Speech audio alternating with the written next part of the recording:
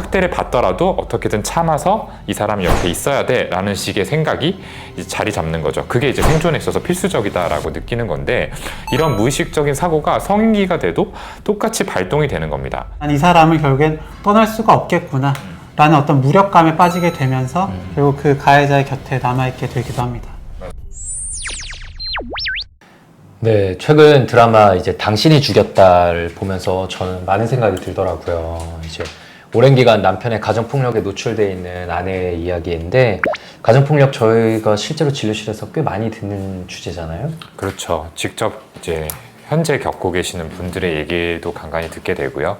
또 어린 시절부터 이런 것들을 경험했다라고 하시는 분들까지 포함하면은 정말 많은 수가 계시는 것 같아요. 네, 어두운 주제임에도 불구하고 글로벌 1위에 올라있는 이유는 정말 많은 사람들이 현실에서 경험하고 있는 우리 삶에 실제로 많이 있는 주제이기 때문입니다. 그런데 좀 또한 동시에 이걸 경험하지 못한 사람들 입장에서는 쉽게 이해하지 못하고 내뱉는 말들이 있죠. 맞아요. 이제 그냥 밖에서 볼 때는 그냥 떠나면 이 문제 다 해결될 것 같은데 왜 못 떠나? 왜 계속 그 안에서 힘들게 그러고 있는 거야? 이런 얘기 하기가 쉽거든요. 근데 이게 막상 피해자 입장이 되면 쉬운 일이 아닙니다. 네. 그래서 저희는 진료실에서 그걸 정말 자주 느껴요. 네, 당사자분들도 이성적으로는 떠나야 될 것 같다는 걸 알면서도 안 되는 것 때문에 되게 힘들어 하시고, 주변에서 이해 못 받고 비난받는 것 때문에도 고통받으시거든요.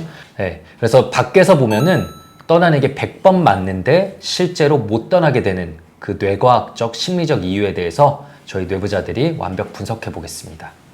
예, 첫 번째 이유는 뇌의 위협과 보상 회로가 혼재된다라는 거죠.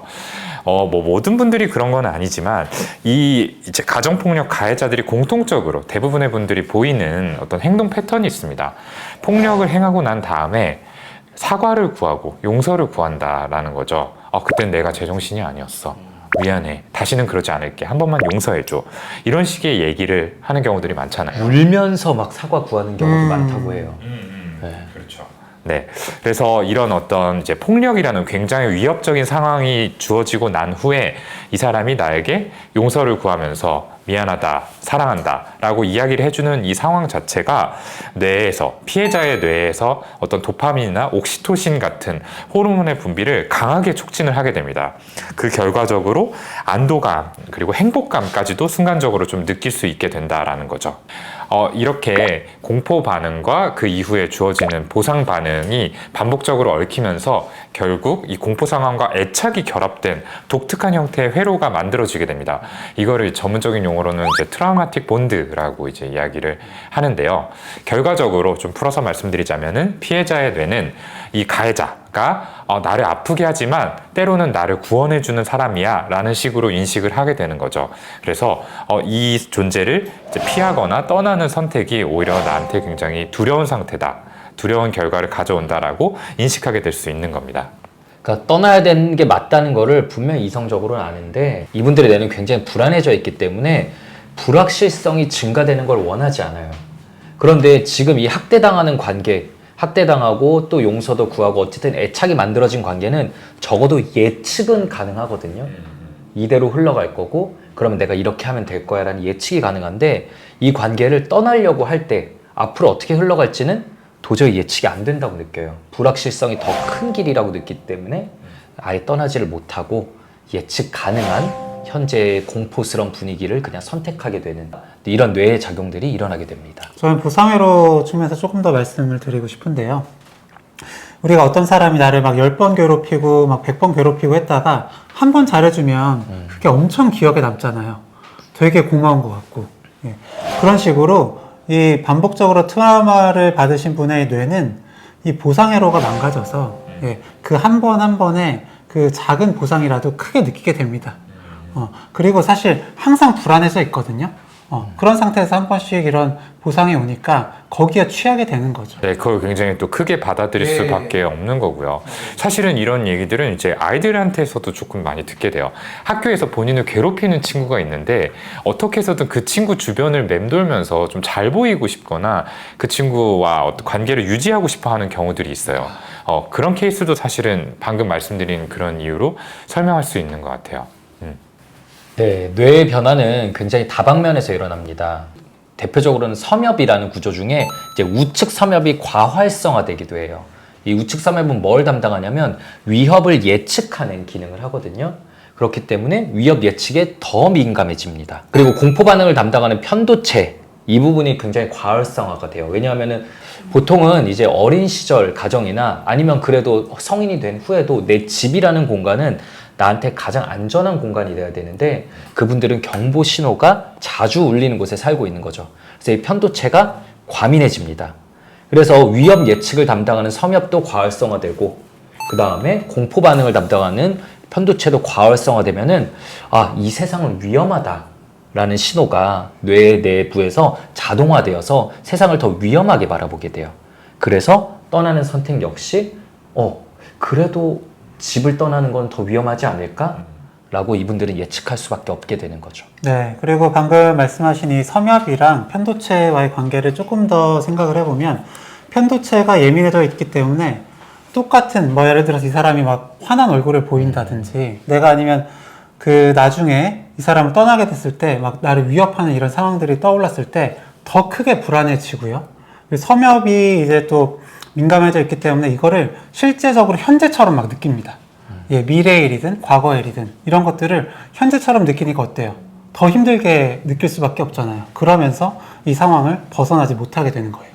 그리고 이제 저희가 이제 반복적으로 이야기하는 이제 전전두엽 기능의 저하도 이제 이야기해 볼 수 있겠는데요. 결국에 이제 편도체가 활성화됐을 때, 그러니까 어떤 공포 상황이 되었을 때 이 전전두엽이라는 부위가 활성화가 되면서 지금은 그렇게 두려워할 만한 상황이 아니야, 이런 대처법이 있어 라는 어떤 이성적인 사고를 가능하도록 해줘야 되는데, 이 트라우마를 오랫동안 겪으신 분들, 특히 이제 가정폭력에 노출되신 분들 같은 경우에는 이 전전두엽의 기능 자체가 이제 약화가 되어 있는 경우들이 굉장히 많다라고 해요. 그렇기 때문에 쉽게 말해 논리적이고 이성적인 판단이 불가능하다라는 거죠. 이거는 불안을 당장 가라앉히는 거에도 불리하지만 아까 우리가 얘기했듯이 이 상황에서 이제 빠져나간다는 의견 봤을 때 당연하고 이성적인 선택지를 생각하는 거를 어렵게 만드는 부분도 분명히 있을 겁니다. 전전두엽이 담당하는 것 중에 하나가 이제 메타인지 기능이거든요. 나의 상황을 한 발짝 떨어져서 객관적으로 바라보면 답이 확실한데 이 트라우마 때문에 전전두엽 기능이 떨어져 있는 분들은 자신의 상황에 매몰돼 있어서 좀 한 발짝 떨어져서 바라보는 생각을 잘 못하시게 됩니다. 그래서 저희가 이런 말씀을 드리면은 그건 나의 상황이 되어보지 않았기 때문에 너가 모르는 거다 라고 답변이 좀 돌아올 때가 많고요. 또한 전전두엽은 어떤 기능을 하냐면 우리가 거듭 말씀드리는 편도체나 이 변연계, 공포 반응이 일어나면, 그리고 공포 반응 때문에 우리 몸에서 스트레스 반응들이 일어나면 이 전전두엽이 그걸 안정화시켜주는 기능을 하잖아요. 그런데 그 안정화 기능도 떨어져 있기 때문에 항상 상시 공포 속에 살게 되는 거죠. 맞아요. 이렇게 반복된 트라우마, 스트레스로 인해서 해마라는 부위에 이 볼륨, 용적이 감소가 되고요. 그러면서 기능도 떨어지게 됩니다. 해마하면 어떤 부위죠? 기억력 담당하는 맞아요. 것이죠. 기억과 관련된 부위죠. 어쨌든 이 기억과 관련된 부위에 손상이 있다 보니까 안전한 상황이랑 위협적인 상황을 구별하는 힘이 약해진다고 해요.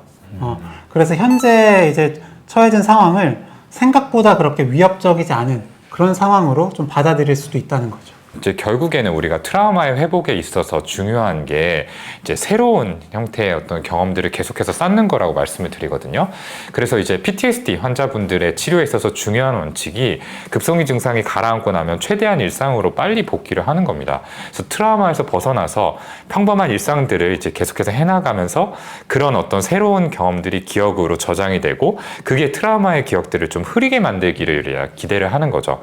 근데 이 해마의 기능 자체가 저하되어 있는 분들은 이 기억 형성 자체가 잘 되어 있지 않기 때문에 결국에는 전체 기억에서 트라우마와 관련된 기억들이 차지하는 비중이 계속해서 크게 남아있을 수밖에 없습니다. 그래서 말하자면 이제 상처 속에 계속 좀 갇혀있는 상황이 되는 거죠.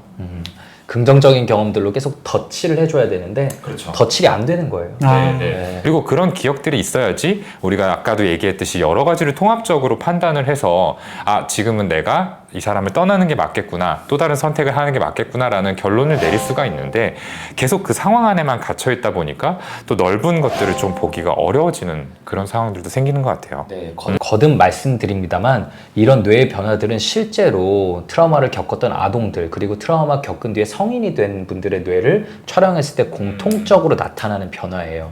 스트레스 호르몬인 코르티졸이 만성적으로 올라갔으면 그게 뇌의 독성으로 작용해서 실제로 해마를 공격하고 해마의 크기가 줄어들게 되거든요. 그리고 편도체의 크기, 그리고 편도체와 전전두엽의 연결 백질이 떨어져 있는 이런 것들이 다 연구 결과로 나타나기 때문에 그 사람이 나약하다, 그 사람이 제대로 된 판단을 내리지 못하는 거는 그 사람의 의지가 약하고 성격이 이상한 탓이다, 이런 식으로 생각은 안 하셨으면 좋겠어요.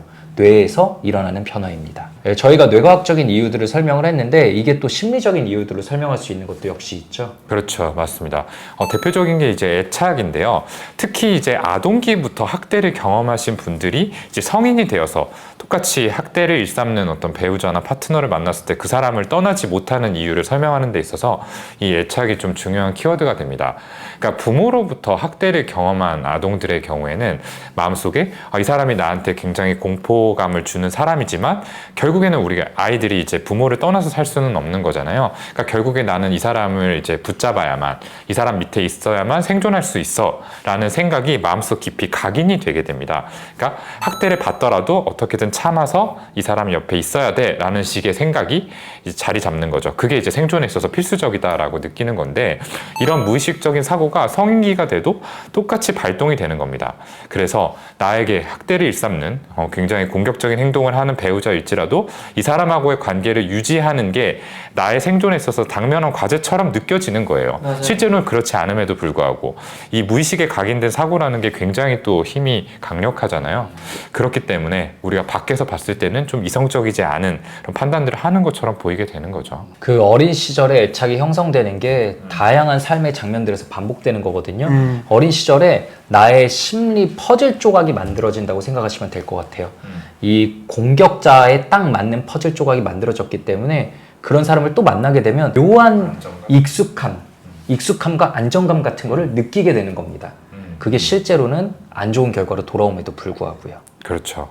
그리고 이제 반복 강박이라는 현상으로도 우리가 설명을 할 수 있는데요. 반복 강박이라는 거는 결국에는 과거에 경험했던 어떤 트라우마의 상황을 현재에서 재현함으로써 내가 그 상황을 이겨내고자 하는 그런 어떤 소망을 담은 행위를 이야기를 합니다. 그러니까 결국에 예전에 내가 어떤 폭력을 당했던 경험이 있다, 가까운 사람으로부터 폭력을 경험했다라고 한다면은 비슷한 속성을 가진 사람하고 관계를 유지를 함으로써 현재에서는 이 사람에게 폭력을 당하지 않는다라는 걸 확인을 하고 그 결과 과거의 상처를 좀 덮고 싶다라는 어떤 소망이 발현된 결과라는 거죠. 네, 다른 결말을 보고 싶은 거죠. 그렇죠. 이 사람과는 내가 잘 말을 해서 다독인다. 혹은 내가 적극적으로 대응해서 이겨낸다. 그렇게 해피엔딩을 보면 과거의 트라우마를 씻을 수 있을 거야 라는 무의식적인 도전이지만 이런 반복 강박은 대부분 어쩔 수 없이 실패로 이어집니다. 그렇죠. 맞아요. 그래서 결과적으로 학습된 무기력에 빠지기도 합니다. 그래서 이제 이렇게도 해보고 저렇게도 해봤는데 결국에 안 돼요. 그러면 나는 어떻게 해도 결국에 안 되는구나. 난 이 사람을 결국엔 떠날 수가 없겠구나. 라는 어떤 무력감에 빠지게 되면서 결국 그 가해자의 곁에 남아있게 되기도 합니다. 맞습니다. 그리고 이런 상황이 이제 계속해서 장기간 지속이 되다 보면은 나의 마음속에 이제 인지부조화를 줄이기 위한 어떤 시도들이 또 생겨나기 시작을 하죠. 그러니까 말하자면 이런 거예요. 내가 이 사람 옆에 계속해서 이제 어떤 학대를 참으면서 버텨왔다라고 한다면은 이 지나간 세월이 너무나도 아깝고 내가 바보 같은 선택을 했었구나라고 이렇게 받아들이는 게 힘들어지기 때문에 길어질수록 더 힘들어지죠. 그렇죠. 마음 한켠에는 이게 맞지 않아, 잘못된 것 같아 라고 느끼더라도 그동안의 시간이 무의미해지는 걸 막기 위해서 아니야, 그래도 내가 이렇게 하는 게 맞았어, 나는 참는 게 맞아 라는 식으로 결론을 내리게 된다라는 겁니다. 저희는 진료실에서 이제 가정폭력을 경험하셨던 그리고 현재 진행형인 분들을 정말 많이 만나 뵙게 되는데 저는 이게 내 진료실이기 때문에 이렇게 많이 만나 뵙는 걸까 생각을 했었는데 이 드라마를 많은 분들이 보시고 공감하시는 거 보니까 너무 안타깝게도 세상에 실제로 정말 많이 존재하고 있는 일인 것 같아요. 그럴 때 우리가 할 수 있는 거는 피해자분을 최대한 지지해주고 응원해주면서 조금씩 좋은 선택을 할 수 있도록 옆에서 같이 잘 이끌어주는 것이지, 그 마음이 이해가지 않는다고 해서 비난하거나 의지가 나약하다고 잘 이해해주지 못하는 거, 그거는 더 상처를 더할 수 있는 거기 때문에 오늘 영상을 통해서 피해자들의 마음에 대해서 한 번만 더 생각해 보시고 이해하시게 되는 계기가 되었으면 좋겠습니다.